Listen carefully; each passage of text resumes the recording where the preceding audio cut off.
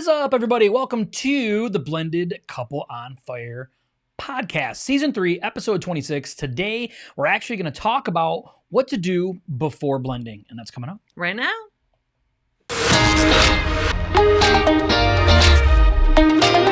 Are you a Christian and you are looking to take your faith, your family, and your future to the next level?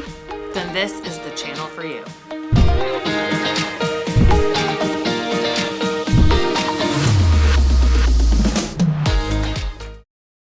What is up? What is up? What is up? What is up, Sarah? Mark's remarks. What is up, everybody? Welcome to today's show, today's episode. I am one of your hosts, Josh, here with the most beautiful, always wonderful, most excellent wife of all wives, Miss Christy. How you doing, love? Good. Are you doing good? Yeah. Got that hair down today, don't you, girl? Yeah. She's letting it flow today. Yeah. How you feeling? Tired. She's tired. Mm-hmm. So today she finally went for her MRI appointment. And it's really funny. So everybody's different when it comes to doing MRIs because you get to go back in the tube of death is what it feels like for some people. But she was like, because she's never done an MRI before. She was like, today she called me and she's just like, it actually wasn't that bad. They put like these cool headphones on you and slide you right in. And so I like being like confined. I do. Yeah. So you do. If you ever plan on kidnapping me, put me in a trunk. I like it there. No, I don't. Like, they scooted me in, when you're like this and you have the little ball thing, they say to squeeze. And I literally closed my eyes and I was just like praying and talking to Jesus and thinking about like this. And I'm like, it's great. You don't have your phone. Like, I think I'm actually addicted to my phone. I was telling him this the other day because I'll be talking with people and have absolutely no reason to touch my phone and will like just grab it and like look and then put it back down. And then I'll be talking and I'm being serious. Like, it's really bad. So it was great because I couldn't have my phone in there. It was locked up in a locker, and I was just able to lay there like, oh, this is nice. Yeah, it's funny. So she was telling me just a little bit ago, she's like, did you know, she goes, they asked me if I had any tattoos. And she's like, yeah, I just got one finished this last weekend. Is that a problem? And they're like, no, it's the older ones. They're like, they'll start burning. So they must be because there's lead. If anybody knows that, please tell us in the comments, like, why said it is was that? Like ones that weren't done in professional setting usually. So like I'm like, prison? oh, in prison. Did you say that? No. Oh, that's what you were thinking. Yes. Yeah. So she said they start like heating up. That's so funny. In the backyard by Jimmy, those ones heat up when you're inside the MRI machine. So if anybody knows why. My shoulder's been bugging me for over a month now. And actually, I'm in like a lot of pain and it goes down my whole arm. These 2 fingers are numb and it just constantly hurts. I have not been sleeping well at all. Yeah. And so I'm just tired of being in pain all the time.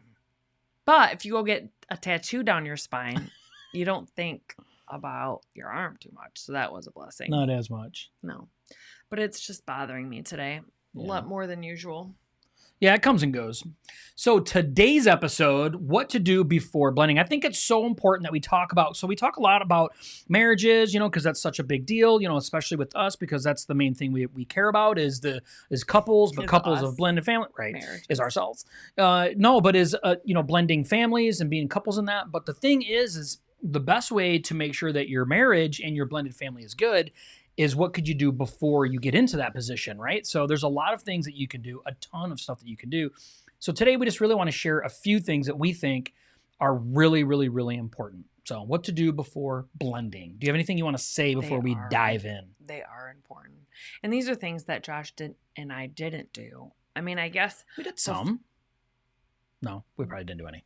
So before we got married, these things got worked out, but that's because we weren't Christ followers really then, and we moved in together before we got married. Sinners. We're sinners. We don't recommend that. Like, if you're a Christian, you're a believer, you should not move in together before you get married, in all seriousness. Yeah, true. We were not at that time. No. We believed in God, but there's a difference between believing in God and being Christ followers. True. And so, yes, these things for us got worked out before we got married, but we were already living together. And so, we want to go toward Christian couples, and these are things that you should think about discussing before you get married and blend your family, which we didn't. So it had to happen after we were together, and it just makes it harder. Yeah. So these things really that we're going to talk about are really ones that you could do before getting, which is ideal, or newly, right? So it's kind of that concept is kind of the whole idea of the things that we're going to talk about today. So number one, right? Number one, what is something that you should focus on before blending and that you make sure that you talk about is discipline. Disciplining your kids. Oh, yeah. Disciplining your kids. Yeah. Not each other. Yikes. Yikes. So when you make me mad, you have to pay me $100 so I go shopping. Punched in the face. No. So this is especially important if each of you have kids coming into the relationship, because one person may not believe in spanking and the other person may believe in spanking. Yeah. And one person maybe spanks their kid too much and the other not necessarily doesn't believe in spanking but thinks it should be a last result. Or someone's a screamer. Yeah. Or if you're a screamer. Yeah. What you guys are going to do as a blended family when it comes to disciplining their kids, grounding, like how, if you have teenagers, how much do you guys feel like it's fair to ground a kid? You know, some parents think like I would get grounded like you're grounded for a month. Yeah. For nothing. It's like you're always grounded. Yeah. And so it's important to have those things worked out beforehand, is what type of discipline. And Josh and I, when we got together, you know, I was a yeller. And the other thing that we didn't have worked out, or we didn't know, is that he really allowed his kids to have an opinion, and for too long. I didn't allow my kids to have opinion at all. So if they were getting in trouble, I'd be like, didn't care about what they felt, how they felt, what their opinion was. And we're human too. Like, we're not always right. Our perception of the situation isn't always 100% correct. So, but I didn't talk to my kids at all. Like, I just didn't like the way that they did it, or I felt that they were being disrespectful, or they weren't listening as fast as I wanted them to listen, and they're kids. And I would just punish them, and he like wouldn't punish them and then allow them to have like a full blown like debate with him. And I'm like, which is the polar opposite of how you were. Yeah. So we had to come in the middle, which actually worked out really well because we balanced each other out well with that. But if you don't, like, one of you doesn't have kids and the other one does, and you're getting married, especially if the one that doesn't have kids is a man, he is supposed to be the man of the house, but neither of the kids, or, you know, the kid isn't his. You guys need to work that out ahead of time of how the disciplining is going to work in the household, because biblically he is the leader of the home. But it just can get kind of muddy when it comes to blended families of how that's going to work out. Like, it really needs to be done through the biological parent, but the biological parent gives that power to that person by telling the child, you know, they are in charge, you know, when I'm not here, or they are allowed to discipline you in this way. So these things are conversations that you should be having, if possible, before you get married, because it just makes things easier. You guys have an understanding before you blend the family. Yeah, we talked to a couple, I don't know, this was probably last year. We talked to a couple that was blending, and they just recently had got married, and the guy had never had children, and the girl, the woman had children. She had some kids. And so she was like, he's just mean. And he was like, I'm not mean. I'm just like, they know better. They need to not do these things. So he was very cut and dry. So, and Chris and I've talked about this on previous shows, is that we're going to feel differently about each other's kids, right? So it's much easier for me to feel like I didn't punish my kids, right? I always talked things out with my kids because I felt like, you know, they deserved for me to sit down and talk to them. But when it came to her kids, let's stick them in the corner. I'm like, they know better, right? You don't ever give them an opinion on things, so I'm just sticking them in the corner. I didn't know he was doing that when I wasn't at home. And right. That makes me mad. Yeah, so things, right, and it should have made you mad, right? But we never sat down and ever discussed these things. We never sat down and said, okay, this is the way that discipline needs to work in our house, and it needs to be fair, right? And it needs to be appropriate for each child, like all of these things, right? Age differences, it's your children, my children. Like, how are we going to work this out? We need to come to some type of common ground. And you need to understand that these types of conversations are fluid. Like, they continuously happen throughout your relationship. It's not like we sit down, we draw up a contract, and like, this is the way discipline works in our house from now on, and the end. And it's cut and dry or black and white. It's just not the case. No. It needs to be an ongoing conversation. So understand, though, that you have to have the conversation beforehand. It's important. We did not. You hear her, she's like, I didn't know that was going on. Well, I didn't think that she cared. So, but we never talked about it. We never, ever, ever discussed it. And that's unfair. It's unfair unfair to her. It's unfair to the kids, right? It's just not right. So we got to make sure that discipline is being had, or it drives a massive wedge between the two parents. Well, and your kids sometimes, like my kids, I used to try to talk to them when he wasn't around and say, how are you guys doing? Is everything going okay when I'm not here? And now that looking back, my kids probably didn't feel like they could talk to me really about him because they saw me loving him and wanting to be with him. Yeah. And so I do remember my ex calling me at one time saying, like, the boys are coming over here and they're saying that Josh is being mean to them. And I'm just like, Josh is not mean to them. But a kid's version of him being mean, is different. But I didn't know that he was like punishing them or disciplining them when I wasn't at home. Not that he was beating them or anything. No. But no, I never spanked or hit or nothing. No. But I wish that would have been something that got brought up because I didn't know that they were being disciplined at all. Like I would come home and the day would just be going on as if normal. He wouldn't be like, hey, I had to put so-and-so in the corner today for 5 minutes. Yep. I didn't. So we could have a discussion about it, like what happened, and I could be in the know. So my kids probably felt in that instance like lonely or alienated during that time, and they didn't have anybody that they felt like they could talk to about it. Yeah, which is really unhealthy for us. Yeah. And it also drives a wedge in between your bio kids and yourself. Like her and her kids, like she said, now her kids almost feel like it's an unsafe situation, even though it wasn't unsafe, but not to them. That's not how it feels. Like my mom just leaves, goes to work, and now I'm here with this guy, and this guy gets upset, whatever, and puts me in the corner. Now, to them that is mean. So it's an untrusting thing. Were you putting them in the corner? No, it wasn't daily. And it was for like 2 minutes at a time, if at all. So, but nonetheless, we never discussed it, right? We never discussed it. I made him kneel in like dry rice and stuff, right? No, I never did that. I had a neighbor growing up. There was a family that lived down the street that made their kids do that. They were Filipino, and that was just the way that they disciplined their kids. And my mom's like, you can't go down there anymore. Because when I go down there, there'd be like kids kneeling in dry rice and like holding books like in the corner. I'm like, okay.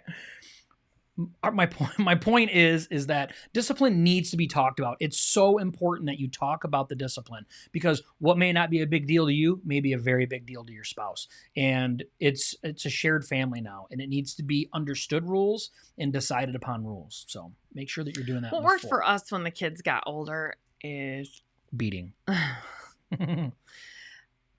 One of my kids, my oldest kid, he got in trouble a lot more than all the other kids. And we could see that, of course, from his standpoint, it could seem that he was getting picked on, but he was getting in the most trouble, and he would tell on himself a lot. And so it started really working out when he would get caught into something that we would call him in the other room, and I would say, okay, you know that this is not right. You know that you're not supposed to be doing this. Yep. Okay, what do you think your punishment should be? And then he would say, like, grounded for a week or something. And then he wouldn't know the 2 or 3 other things that I also knew about. So then I would say, okay, that's fair for that one. Now let's talk about these other 2. And then he'd be like, and I'm like, what about those? What do you think you should have for those?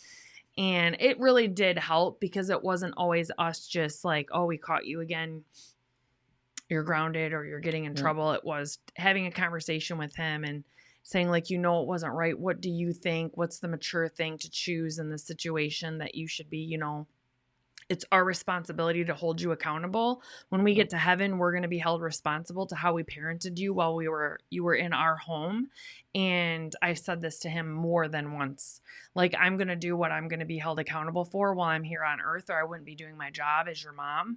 So I can include you in this. What do you think is fair? But I'm still going to do it. And that usually diffused the situation a little bit. Yeah. But that is a very important conversation to have, is discipline in how it's done, because you really don't think about it.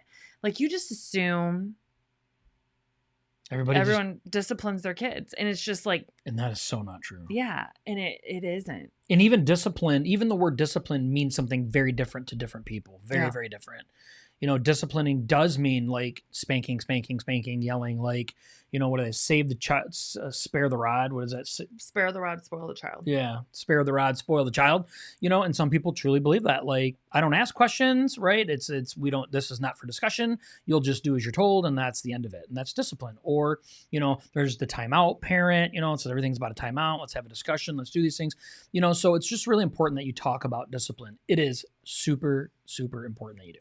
Mm-hmm. Number two, what to do before blending. Number 2, do you want more kids? That's an important question. That actually is. So that's a big question, actually. It is a big question. Because when Josh and I first got together, I wasn't thinking I wanted more kids. In fact, after I had my second kid, it was a week before I turned 25. So I was 24.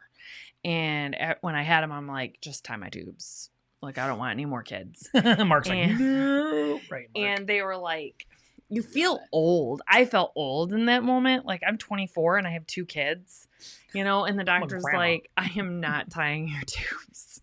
They're like, you can have a kid. There's women having kids, 40 years old having kids, and you could change your mind 10 years from now. And I'm like, I am not changing my mind. I don't want anymore. But I had an ID put in anyway. So him and I get together, and I'm like, after a couple months, I'm like, I want to have a baby with you. And he's like, I have been fixed. What's the word? I've had a vasectomy for like 10 years. Like, I can't reverse that. The chances of it working are not nil, Yeah. And I'm like, but I really want a baby. And he's just like, how about a chihuahua instead? Yeah. And it's so funny that God knows what he's doing. He knew, we were going to get divorced before we knew that we were going to get divorced. He knew we were going to be together. He knew I was going to go through that phase. And him and I talk about it all the time. Like, if we would have said yes, we would have had to try. And then there would have been the 9-month pregnancy. So we've been together for 11 years. So let's just say we had a 9-year-old right now, or an 8-year-old. Oh my Lord. No. Because our kids, his daughter was 14, but the boys were 9, 8, and 6 when we got together. So it'd be like, right now we'd be back to where we were back then with like a 9-year-old. It's like, no, I'm good. I'm so glad we didn't.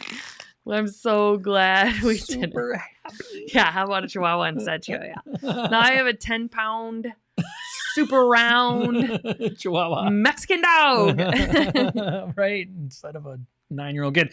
But the thing is too, we since we've talked about how much we're happy for other reasons too, because we really feel like a child with us both would have created a major divide between our children, because we had some difficulties with a couple of our kids. We had some real difficulties with them accepting the situation for what it is. It took years and years and years, so that would have just added a different layer. Now, I'm not saying it's true for every family. Right. Some families are like, yeah, this is great. Like, and maybe it's acceptable and it's accepting, but it isn't for everybody. So I think it's important that you do have that conversation beforehand. It's no different than if you've never had children, maybe you're getting into a family, you've never had children before, and having that conversation, because maybe one does and one doesn't. Because when she told me that she was thinking that I was like, whoa, what? Like, I was like, no, no. Not that I don't want to have a child with you. It's just like, I'm beyond that now. So, it ended up working out. Yeah, you're right. God works it out. But well, and then after I got my head on straight, I was, after a couple of years of having Nala, I was like, it's actually a true blessing that we probably didn't, because we struggled so much with our biological kids, and that I think it would have caused them to feel not loved as much. They already struggled with it. And if him and I would have had a kid together, it really would have alienated them more and pushed them more to the other parent. And already, away from an already struggling situation, they just would have recoiled a little bit. So I'm really glad that we didn't. He had 2, I had 2. We were, we had our 6, 3 and 3, and then did a really good job of equally trying to blend everybody. Us having a baby together, I think, would have just been spoiled the pot, poop in a punch bowl. It would have ruined all of the punch. Sorry, unborn baby. Okay, I don't mean to call you a turd. Well, he was never going to happen. Or he or she was never going to happen. So it didn't matter anyway. But it's a super important conversation to have. Whether our child would have been gorgeous. Would have had like a little halo. Would have been an angel. Would have been an angel. All right, number three. How do you handle your finances? This is simple.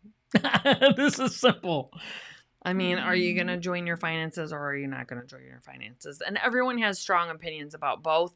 But him and I both agree that God wants you united as one. Yeah. And that means your finances as well. And our opinion is if a couple is going to say, no, we're keeping our finances separate, they're not fully bought into the whole, like, we are one thing. Yeah, you got to take the chunky dunk. You got to dive in.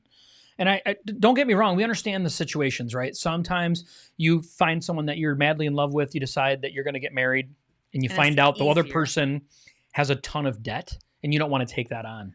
Yeah. Well, when we take somebody and we decide to love them and we're going to take them on. That should be a conversation before you get married. Do you have a debt? Yeah. And you should make a decision like, okay, I'm taking you and everything that comes along with you. Yeah. That is some form of baggage. It just is. And so making good, healthy decisions like, do you need to protect retirement, stuff like that? Those are different conversations to be had. And I understand that can get super complex. Like you don't want people, you don't want the government garnishing accounts and things like that. So I think those are really tactful conversations that you need to have, but we're not talking about those.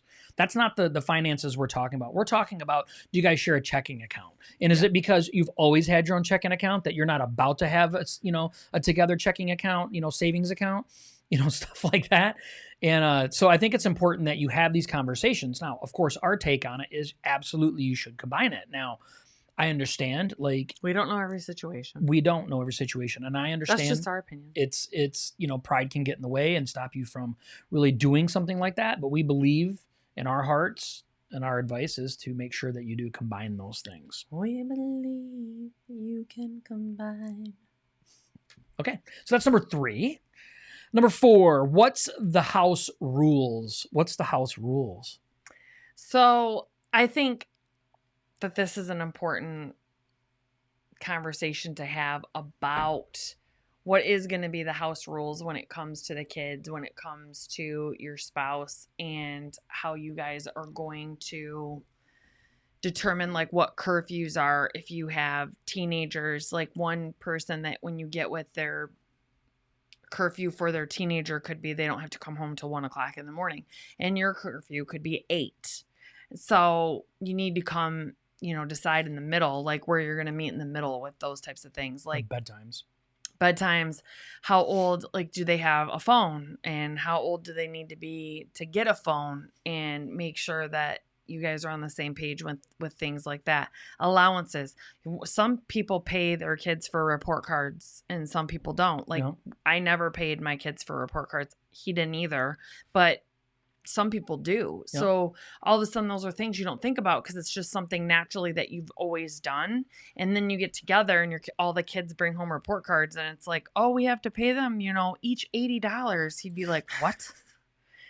So those are important conversations to have beforehand so you guys can be united when you are in front of the kids. Like, what are the things that are going to change? What are the things that aren't going to change? And some of the things, like if you have traditions, you want to be careful about too and talk about, because you may want to keep the same traditions with doing all these things with the kids, but the kids' feelings are really important in that too. That is something special that a child has with their biological mom and dad. Yeah. And to try to force that tradition on them with a new person as a replacement, that's the way the kids think about it. It's like a replacement dad or a replacement mom. You do have to take their feelings into consideration about that and try to add a different spin to it so it's not exactly the same. Do something a little different. I mean, those are things that you need to talk about as like house rules. Yeah, and there can be some serious division when it comes to this. So let's just use the report card thing for an example. That was a good one. I came up with that one on the fly. You did. That's so good. So to add on to the really good idea that she came up with is that, let's say Christy is the one that pays her kids for good grades, right? And I don't pay my kids for good grades because my kids don't get good grades. Okay. And they struggle in school. Maybe they just don't get good grades. And now all of a sudden we're together. And I'm like, okay, I don't want you sitting there paying your kids when my kids don't ever get anything, So I want the rule to change because I don't want to hurt my kids' feelings. Or my kids' C is like the same as your kids' A. Yeah, right. So, and then, No, right. and then his kids would be like, that's not fair. Yeah. Like if I get a C, I should give it that too. Yeah, so that's what I'm saying, right? So you have to have really healthy conversations about these types of house rules because it affects everybody. And I understand you're like, well, it's not my fault. It's not my fault your kids get all A's and my kids don't. It's not my fault. My kids can't help it. So it can become a very good tension mark. And that's why it's good to have healthy conversations about these types of rules. People really forget the kids in this situation. They do. They absolutely if you actually take yourself out of like, I want, I need, it's mine type of thing and put yourself in the kids, it helps change or look at it from a different perspective. And so if you try to look at it from your spouse's standpoint, your standpoint, but then you also try to look at it as the step kid and your biological kid's standpoint, that's the most fair human presentation that you could probably put is if you try to do that. We really tried to start to do that after a while because it really could be like divide, like easy. Well, my kids. Yep. I need to make sure that my kids are treated fairly, and then he gets into I need to, and then it's really just between him and I. Yep. The kids ultimately, a lot of the times, they don't really care. No, they don't care. They don't. But they don't care about the fighting. They don't. Like, just figure it out. Yeah, but the consistent rule thing is super important. And you're not going to know all the things that need to be changed in the beginning, but you'll know some of the big things. There are some big things you're going to think, okay, well, this is the way that I've always done it. Well, this is the way I've always done that. Okay, great. Well, what can we do to combine these rules to make it fair for everybody? And then we can let the kids know this is the way that it is at our house. And we used to say that, right? We used to call it house rules for us. And we used to say, well, our kids would be like, well, this is the way my mom does it, or this way my dad does it. Great. Well, they're allowed to do that this way. It's no different than discipline at the other house, right? The other parent's house. They would the other parent will call us up and be like, okay, well, so-and-so's in trouble. So you got to make sure you ground them when they're at your house. No, we're not doing that. And I understand that's a decision thing when it comes amongst everybody. Maybe you work well with your ex. I don't know. We didn't. So we were like, no, like I wasn't present for that. So I'm not going to force my child to be in trouble here. So these are our house. This is our house and our rules. We never called up the exes and said, hey, this is what's going on at our house. So make sure you follow through there. Right? We understand that. It's our house, our rules. But those are conversations that you have to have in the beginning. It's important. And as they come up, then it's easy to have more conversations about them. Mm-hmm. Agree? Just do the chunky dunk, like you said. You just have to start having the conversations. A lot of them you don't want to have. I'm the type of person now that I'll be like, we need to get this out of the way. Like, we need to just talk about this. But before, it's like, I don't even want to bring it up. And then hopefully it doesn't become a problem. Yeah, like, why talk about something before it's a problem when it might not even become a problem? But then it always does. Yeah. It does. Like, I might as well just talk about every scenario right now. Yep. And as many as we could think of. And let's just talk about it, how we're going to handle it. You do, and you get really good at conflict resolution, too. You understand that, and that's not even a point that we're making today, but it's a point that's important to understand. You guys are on the same team. You have new teammates, right? There's been a little trade and a little mixing going on here, right? But nonetheless, we're all on the same team. So, we're trying to solve problems before they become a problem. And, those problems are always going to come up, but you get good at solving them as time goes on. And so, when we're talking about house rules, it's like paint a picture that's fair for everybody. It works for everybody. And that mainly that you feel like you're on a team together. Like you both are rooting and fighting for these rules that are within the house because it benefits everybody, including the kids. Yeah, we got really lucky, I think, in our situation because his oldest daughter, well, he only has one daughter. So, and I don't have any. So the only daughter, but his oldest and then my oldest biological were very similar. So she was 6 years older than them, but she went through like where she was lying. She wasn't, being trustworthy. She was doing things she wasn't going to be doing. So we went through all of that. And then when my kids started going through it, it's like we have a better understanding. Like I was very gracious with him when she was going through it. And then he in turn is very gracious because we've each had a kid that went through that and dealt with that. So, and we also got very lucky because I was just talking to him about this before we got on our podcast. Neither one of our exes have gotten into a serious relationship. in the 11 years that we've been together. No. So that would have brought a whole different caveat to the situation, because if they would have gotten with someone else or gotten married to someone else, and then that person that they married had kids, Yeah. that would have caused a whole nother Level. dynamic. Yeah. Dynamic with maybe they would want to change things to correlate with their new spouses and their kids and all that stuff. We got very lucky in that, that they still don't have, and our kids are basically grown now, so it wouldn't make a difference. So no, but that's why it's important to have house rules that are particular to your house, that are specific to your house. And you can't allow the exes or the way that you've used to do it to, take over, get prideful, put your foot down, be like, this has always worked. Well, it's different now. Yeah. Everything's different now. You're not a nuclear family anymore. You are not. No, you are not. And it didn't work before. And I understand that we get stuck in thinking that we were making it work. But the thing is this is all new. And if we're going to come into this with an open heart and an open mind, and we really want it to work, like, we have to be open to listening to each other and changing things, And so, it's real easy for you to just wake up one day and be like, okay, well, I'm putting this kid in the corner because he keeps mouthing off to me, and it's whether that's right or wrong. It doesn't matter. You need to talk to your spouse first. We need to consult each other first and be on the same page. The rules of the house really need to be the rules of the house and with your teammates. So it's so important that you do that. Mm-hmm. Number 5, how do you continue to deepen your relationship with your spouse? So that's an important conversation to have, because, and also a lot of this comes down to, each of these things are going to vary a little depending on what age each of your kids are. It's important to remember that. So how you guys are going to deepen your relationship and have a date night is going to depend on, if you have teenagers, you're going to be able to go on a more frequent date night, because you're not going to have to deal with a babysitter. Right. You're not going to have to deal with any of that.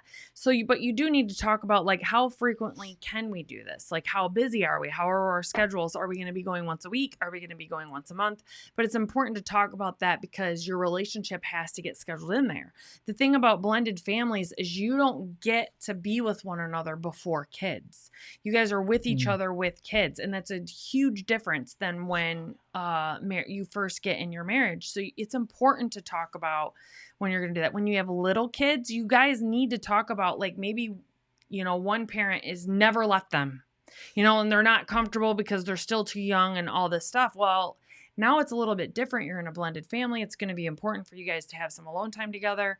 Is it once a month? You can get someone, if you have 7 kids, maybe, one grandparent could watch 2 or 3, like, how you guys are going to work that out and have those discussions beforehand. If your finances don't allow you to go out that frequently, you guys can pick something that doesn't require a lot of money. You could go to a park. You could go do things that don't require a lot. Sometimes Josh and I would go to the mall and just walk around the mall, because if it was wintertime, it at least was warm. And we didn't have a lot of money to do something, but we were together and we had quality time, like uninterrupted time, that we were talking about our life. And you guys need to remind each other, what does the next 5 years look for us? And that can be some exciting times to talk about and say, hey, in 5 years, the kids are going to be this old, and this is where I'd like to see us. And it just brings you back to when you first met. So it's important to keep that up. Yeah, and Kristen and I were just talking about this the other day too. We can have the best intentions all day long, but if without follow through, you have nothing. So, I think a lot of times when it's about this type of stuff, especially in a brand new relationship, especially in blended families, is there's so much busyness happening all the time already. You already have kids. Things are just happening all the time. And then you get together and you have good intentions to carve time out and still deepen your current relationship with each other, but you never really do. I mean, that couple I was talking about earlier today, they never went on a honeymoon. They never spent any time together after they got married.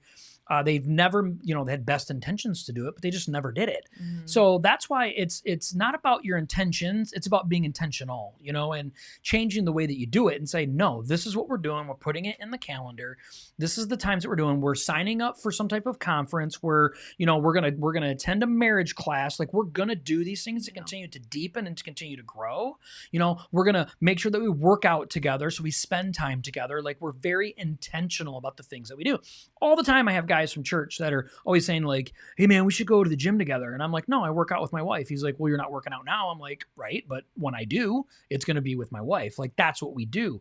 We're very intentional about it. It's super easy to veer off the path, but you have to stay on the path and understand how important it is. But if you don't do this in the beginning, it's really hard to wrangle up as time goes on. Yeah. So you got to make sure that you're intentional about deepening your relationship. Do not let that go. It's so, so, so important.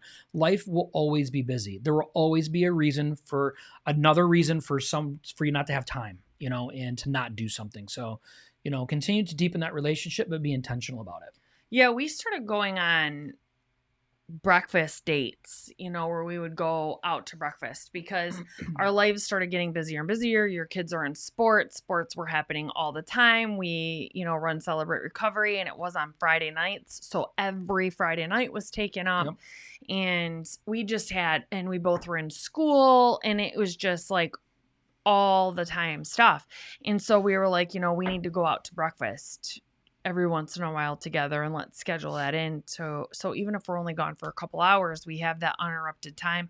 Before our wedding, we went on walks all the time. We did go work out all the time. Mm-hmm. And so we had that hour and a half where we were together and we could just sit and talk. And your creative juices, you're more attentive than just staying at your house. At your house, you start looking around and you're like, oh my gosh, I gotta do the laundry, I need to vacuum, I need to dust. We gotta do yard work, the TV's on, our phones are going off. Dishes need to be done, all of this stuff. And so you get out and the distractions aren't there anymore. And you can really focus on one another. And that's the whole point of keeping the relationship strong. Yeah, that without that fire staying going, you kind of lose purpose and fighting for the things that need to be fought for. Because let's just be honest, marriage has its good seasons and it has its hard seasons, has its battle seasons. And it's the time in the battles and those hard seasons that's when you guys truly grow. It's when your relationship really gets to go into the good season. So, if you're not putting in the time to spend time to be purposeful about deepening your relationship, all these other things we've talked about are going to be a massive battle all the time. Mm-hmm. When you're spending intentional time, you guys, can continue to grow and deepen. And when you're close, you listen better. Mm-hmm. You pay better attention. You're more willing and understanding. And, and that's the parts where we always want to stay pliable, as we grow older together, because it's hard. Yeah. It's hard. Work gets in the way. Kids get in the way. Oh, yeah, work. Church gets in the way. Everything gets in the way. Serving gets in the way. It does. You can give yourself the excuse or sell yourself in when you're in a marriage to be like, oh, we're doing this for God.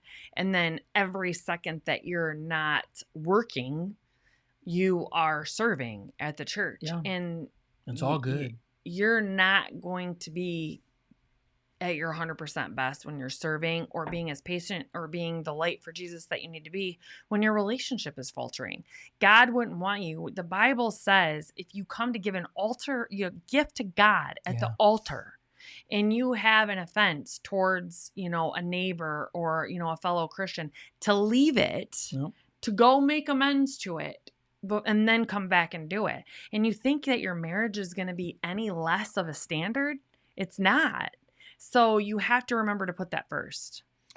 So I had the honor of doing a wedding this last weekend, and I remember going in and talking to the groom before the wedding started, and I asked him how he was doing, and he just looked at me and he goes, I cannot wait to marry this woman.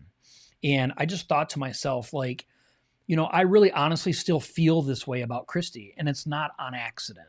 And it's not like this fairy tale baloney, just making it that. No, we put in the work, very intentional about the things that we do. Do we slip up? Yeah, we do. Life gets in the way sometimes, but what we continuously do is we understand how important it is to deepen that and bring it back and put it back on track. Being very intentional with like always trying, always working hard, always bringing it back in. And so, I think to myself, like this guy, it's just like, just remember how you feel today.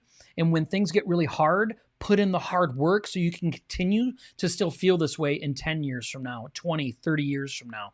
We want our relationships to work. The last thing we want is to go into another divorce. We don't want another relationship to fail. We don't want to show our kids that it can't work. But the only way that we're going to do that is to continue to work on these things beforehand and throughout. So continue to work on your marriage. Don't let that go. It's the hierarchy of God.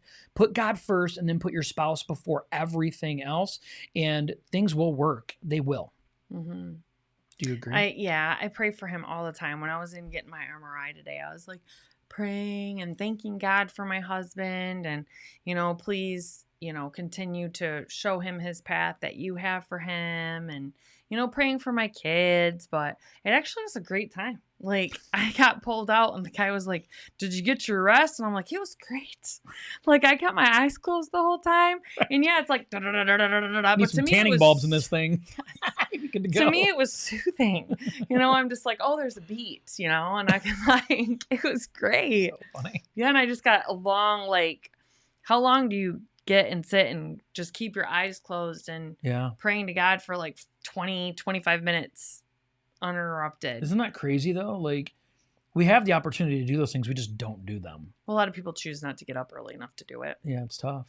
So the whole reason why we want to do this, this episode, is because it is important that we understand the power of before blending, understanding and putting the time in before. So Chris and I are actually working really hard on something right now. It's called Before Blending. It's a course for couples that are going into a blended family.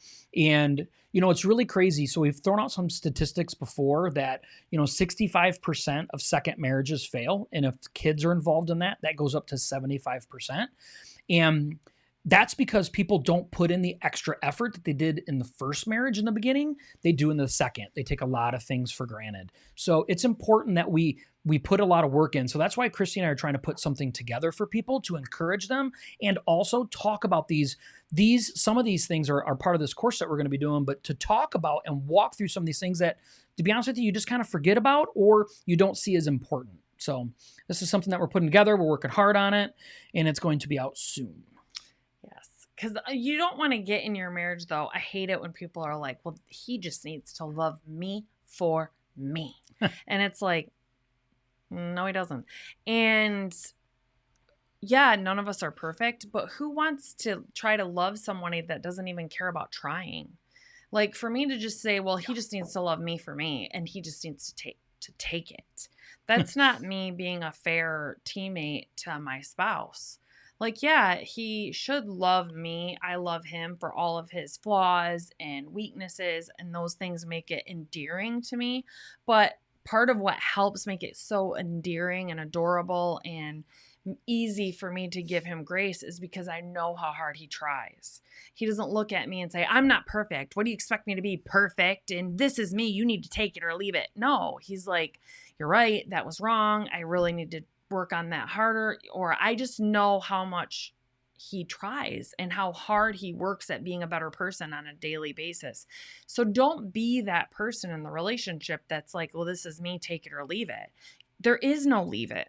That shouldn't be an option. Never. And so if you don't want someone to have an option to leave it, you need to try to be better. You need to try to raise the bar and be the spouse. Don't allow yourself to be mediocre. Be better. Be better. There's not much more to say other than that. We want to thank everybody for being here. If you found value in this episode, please do us a favor. Hit that share button, and we get to see you guys in season 4, episode 1 next week. It's the kickoff of season 4, so we're excited for that. So everyone have an amazing night. We'll see you next week, 7 p.m. on Tuesday. Bye.